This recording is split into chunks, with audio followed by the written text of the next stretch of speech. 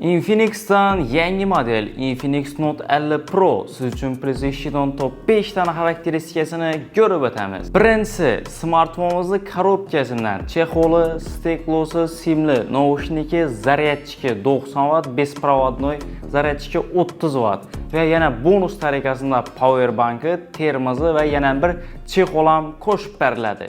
Ikkinchisi, smartfonimiz tashqi dizaynlari. Smartfonimiz orqasi matviy plastik bo'ladi. Yon ramkalari metal bo'ladi, tanapana qirchiliq qolavermaydi va ikki taraflama stereo zvukni ta'minlab beradi. Uchinchisi, smartfonimiz displeyi AMOLED display 667 dyumni tashkil etadi. Eng qiziqarli tarafi smartfonimiz gersi 144 Hz.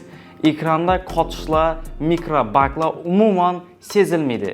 Dördüncüsü, smartfonimiz akkumulyatori 5200 mAh bo'ladi. Bir gün, 1,5 gün sizə beminnət xizmət etib beradi. 90 wattlı bistri zaryadkası bilan 38 minutda telefonunuzu polностью zaryadlab olsangiz bo'ladi. Beshinchisi, smartfonimiz prosessoru MediaTek Helio G100 Ultimate prosessori bilan jihozlanadi. Kichkina o'yinlarni zo'r ko'tariladi. Prilojeniyada qotishlar sezilmaydi va biz smartfonimizni PUBG Mobile'da test etib ko'rdik. Agar testimizni ko'rjak bo'lsangiz va kamera testlarini ko'rjak bo'lsangiz, keyingi postimizga o'tib ko'rasiz. Smartfonimizni xarid etsak bo'lsangiz, sizni Texnobozorning asosiy filialida, Park Endi filialida, Qo'shko'pir filiallarida kutib qolamiz. Xayr, salomat bo'ling.